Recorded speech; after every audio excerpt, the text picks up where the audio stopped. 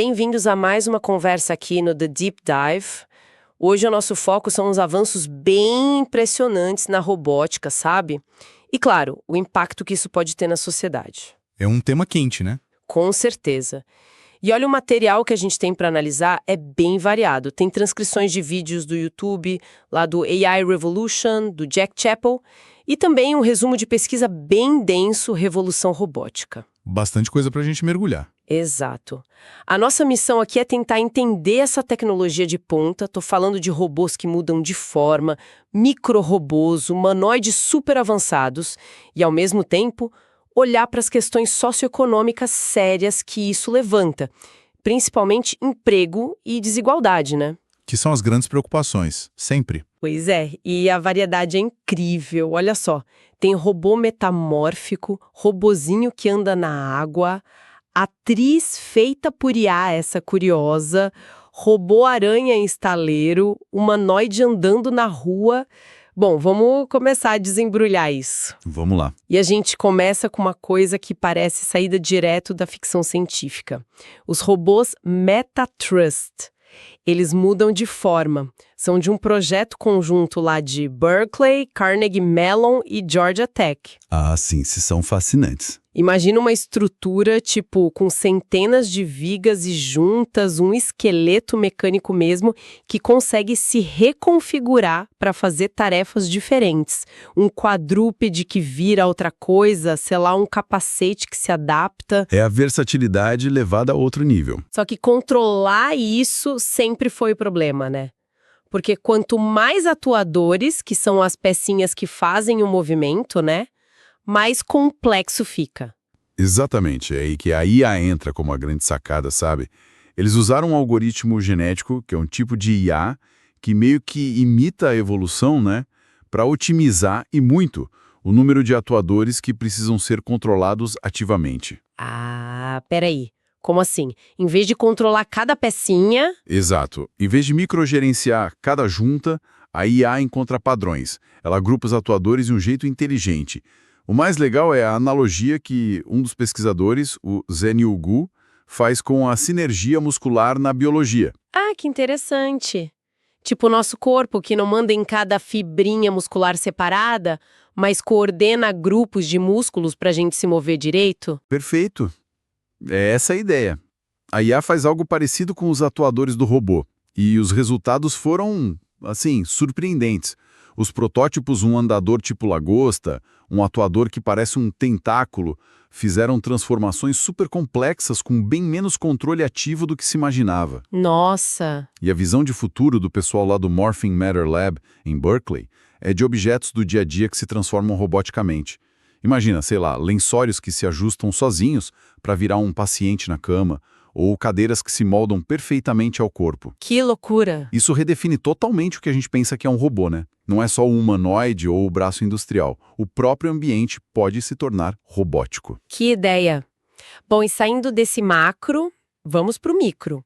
Lá na China, tem pesquisadores que criaram um robô flexível minúsculo, 8 miligramas. É impressionantemente pequeno. E a grande inovação, pelo que eu entendi das fontes, não é só o tamanho.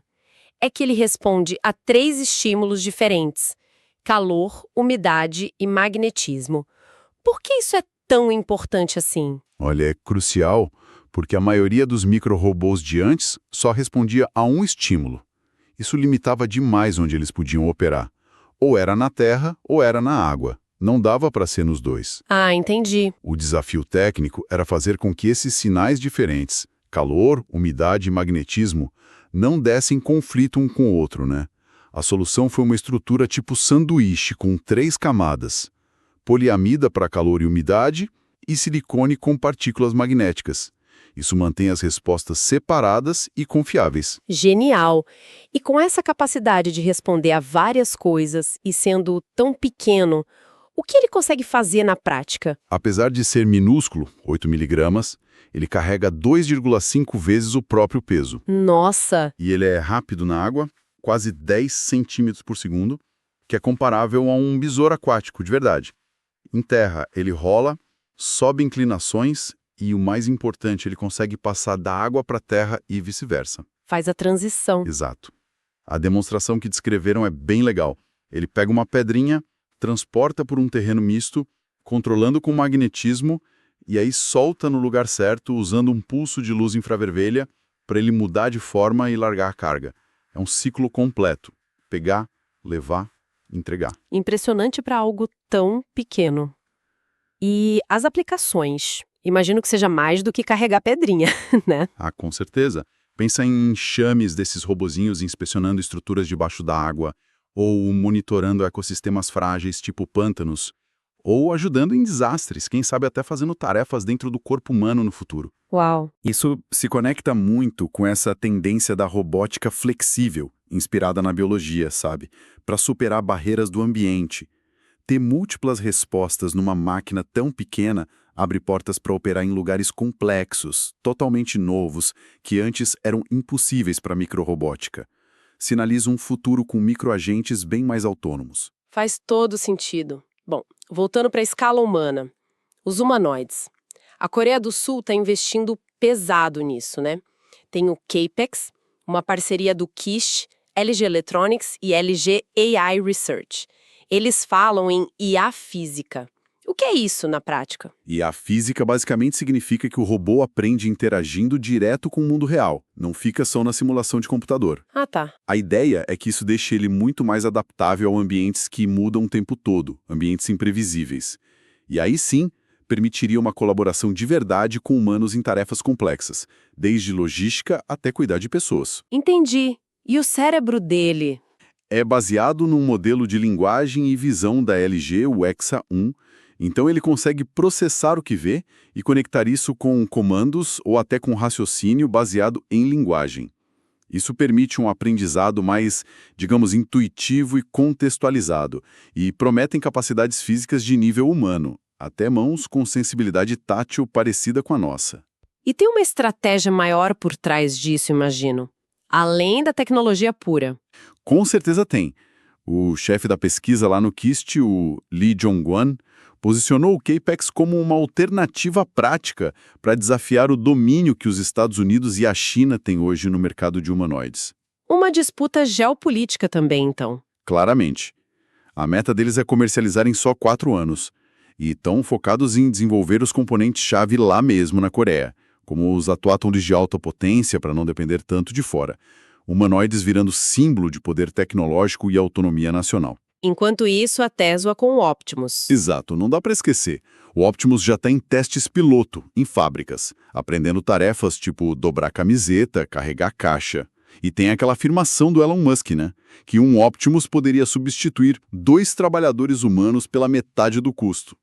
Isso joga uma lenha econômica bem forte nessa fogueira da corrida dos humanoides. É uma corrida mesmo. Mas nem todo robô tá aí para trabalhar em fábrica. Tem o caso bizarro da Tilly Norwood, a atriz de A de Hollywood. Aqui a coisa fica interessante mesmo. Ah, Tilly! Promovida por um estúdio de Londres como a próxima Scarlett Johansson, com perfil no Instagram e tudo. Ela estreou num curta de paródia, junto com outros personagens de IA. Mas a recepção do público não foi das melhores, né? Não mesmo. Foi bem negativa, na verdade. O pessoal achou assustadora, sem graça, desajeitada, apontaram várias falhas visuais, o diálogo meio robótico mesmo. Irônico, né? Pois é. E isso mexeu num vespeiro lá em Hollywood. O Sindicato dos Atores, o SAG-AFTRA, reagiu na hora. Disseram que a Tilly não é uma atriz, é um produto de software construído sobre o trabalho de artistas reais, sem consentimento ou pagamento. A posição deles é muito clara. A criatividade tem que continuar centrada no ser humano. E isso lembra na hora as greves e aquelas negociações super tensas sobre IA que tiveram em 2023 e 2024. Totalmente conectado. O sindicato vê a Tilly como a prova viva de que a tecnologia está andando muito mais rápido que a capacidade de criar regras para proteger os artistas. Até gente da indústria, como a Evis Bergquist da USC, foi cética. Disse que esse burburinho todo é meio absurdo, porque estrela de verdade traz fã, né? Ator sintético não tem isso. Faz sentido. Mas, por outro lado, o estúdio que criou a Tilly, o Particle 6, diz que o interesse de agentes de talentos aumentou depois disso. A Tilly acabou virando um tipo de balão de ensaio, bem polêmico para Hollywood, e levanta perguntas seríssimas sobre o futuro da atuação da propriedade intelectual nessa era de IA generativa. Complicado. E a Coreia do Sul, voltando para lá, não para nos humanoides super avançados. Eles fizeram um evento recente, o AI Robô Show em Seul, que pareceu mais um festival do que uma feira técnica comum. Qual era a ideia ali? Olha, segundo o vice-prefeito de Seul, a intenção era quebrar aquele estereótipo do robô frio, distante, sabe? Mostrar como eles poderiam conviver com a gente no dia a dia. Ah, por isso o formato diferente. Exato, mais interativo, quase esportivo. Tinha torneio de robô humanoide competindo em arco e flecha, corrida, levantamento de peso, até jogo tradicional coreano, com equipes de vários países. Além disso, mostraram robôs mais parrudos para emergências andando em escombros, na fumaça, e até coisas para o público participar, tipo corrida de exoesqueleto, jogar jogo de tabuleiro contra IA. O foco era esse, interação, familiarização. Legal. E além dessa parte mais pública e de emergência, a Coreia também está forte na robótica industrial pesada, né? As fontes citam 2 exemplos bem específicos. Sim, e são 2 abordagens bem interessantes. Uma é da Jinten Robotics, que tem o Sean Woo. É um robô tipo aranha, com pés magnéticos, que escala parede e teto de aço e instaleiro. Nossa, imagine isso para trabalho perigoso em altura. Exatamente. O modelo atual, o Jinden 30, está sendo melhorado para conseguir soldar e pintar até 2026. Já está sendo testado em estaleiros gigantes como o da Samsung Heavy Industries. O foco é muito claro: automatizar a tarefa de alto risco e resolver a falta de mão de obra nesses lugares. Um robô-aranha soldador. Caramba! E o outro exemplo? Era um humanoide, mas com um jeito diferente de andar, é isso? Isso, da Your Robotics. Eles mostraram um humanoide andando com uma naturalidade impressionante, lá pelas ruas de Gangnam. A tecnologia-chave deles é o que chamam de controlador de caminhada cega. Caminhada cega? Como assim? Em vez de depender só de câmera e sensor externo que podem falhar com chuva, poeira, luz ruim, o robô usa sistemas internos para meio que imaginar ou antecipar o terreno. Calçada, escada, rampa, não importa o tempo. E aí ele mantém o equilíbrio dinamicamente. O foco inicial é a aplicação industrial dentro e fora de fábricas, onde essa robustez para andar em qualquer lugar é super importante. Entendi, tudo isso é fascinante tecnologicamente falando. Mas agora a gente precisa conectar os pontos, né? O que isso tudo significa para o nosso bolso, para a sociedade? Não é só brinquedo de engenheiro, tá começando a mudar tudo. Só para a gente ter uma ideia, o primeiro robô industrial mesmo, o Unimat, é lá de 1961. Faz tempo. Hoje são mais de 4 milhões no mundo todo e a maioria foi instalada na última década, mais ou menos.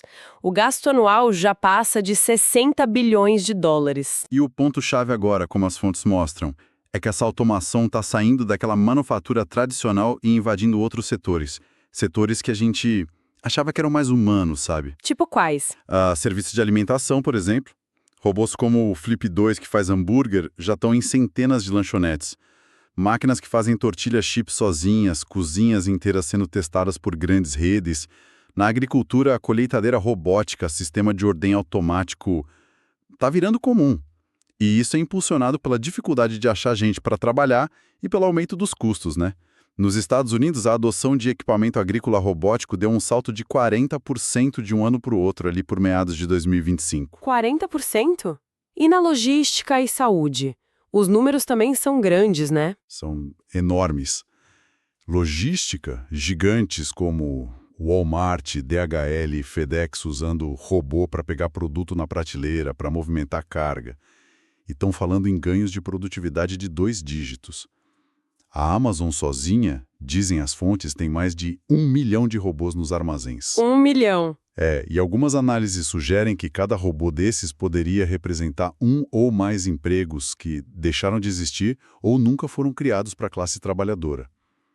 A estimativa é que 1 em cada 3 entregas finais, aquela que chega na nossa casa, vai ser feita por máquina até 2024. Nossa Senhora. E na saúde, robô cuidador já é realidade no Japão, na Coreia.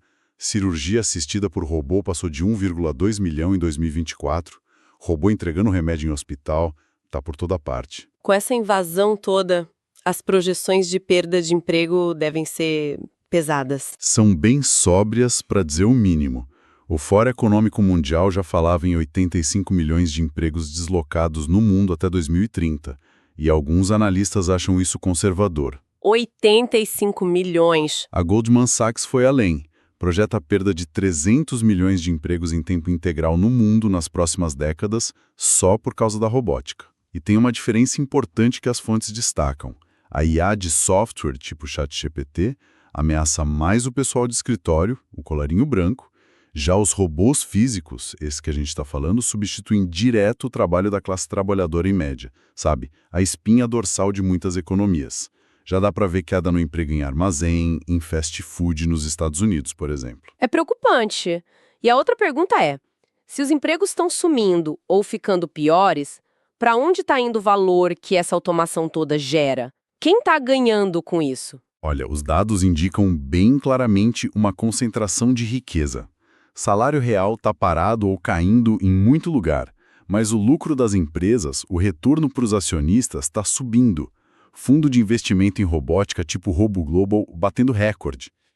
A McKinsey estima que a automação pode adicionar trilhões ao PIB global, mas o alerta deles é que a distribuição vai ser absurdamente desigual. Coisa de quase 90% desses ganhos indo para a elite, CEO, acionista, dono da tecnologia. Tem economista alertando que a gente pode voltar para níveis de concentração de riqueza da Era Dourada, sabe? Com uma sociedade partida. Isso talvez explique aquela corrida dos governos que você mencionou antes. Os países veem a robótica como estratégica, não só pela tecnologia em si, mas pelo impacto econômico geral. Sem dúvida nenhuma. China, Alemanha, Coreia do Sul e US, todos estão botando dinheiro pesado e criando política para liderar essa onda. É prioridade nacional. E aí, claro, diante desse potencial de sumir tanto emprego, começam a surgir propostas mais radicais. Tipo o quê? O tal do imposto sobre robô, por exemplo, para forçar as empresas a pagarem para a Seguridade Social por cada humano substituído.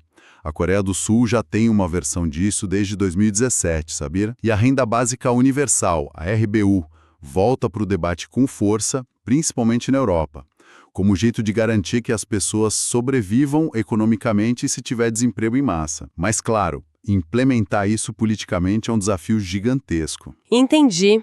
E para além da grana, tem um impacto cultural, né? Existencial, talvez. O trabalho dá estrutura para a vida de muita gente, dá identidade, comunidade. O que acontece quando isso some para um monte de gente? Essa é talvez a questão mais profunda de todas. Uma das fontes usa uma expressão forte: pessoas zangadas, deprimidas e desempregadas. Fica aquele contraste, né? Entre a visão otimista, meio Jetsons, de todo mundo com tempo livre, e um cenário bem mais sombrio, tipo Black Mirror, de desigualdade absurda e falta de propósito.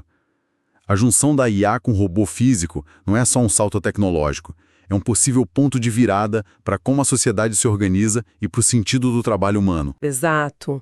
A tensão central que eu sinto emergindo dessas fontes é bem essa. De um lado, inovações que são incríveis, quase mágica. Do outro, um potencial real e assustador de ruptura social, de aprofundar a desigualdade num nível que talvez a gente nunca tenha visto.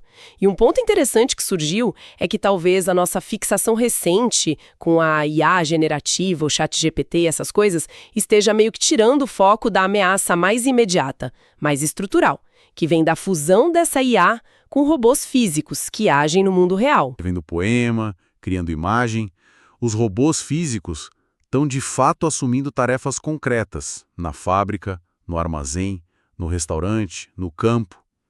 A combinação da habilidade física do robô com a inteligência adaptativa da IA parece ser o verdadeiro motor dessa transformação do trabalho e da sociedade.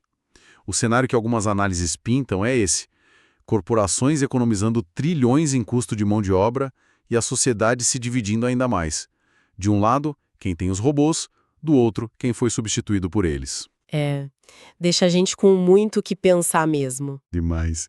E talvez um pensamento final aqui para a gente refletir, que amarra vários pontos que a gente conversou, considerando que muitos desses empregos que estão sumindo rápido por causa dos robôs, pensa lá nos estaleiros, na agricultura pesada, na linha de montagem, são vistos muitas vezes como perigosos, repetitivos ou vamos ser sinceros, indesejáveis até por quem faz. Como é que as sociedades poderiam começar a redefinir o que significa contribuir de forma significativa ou ter propósito numa era em que o trabalho tradicional, assalariado, fica escasso para tanta gente?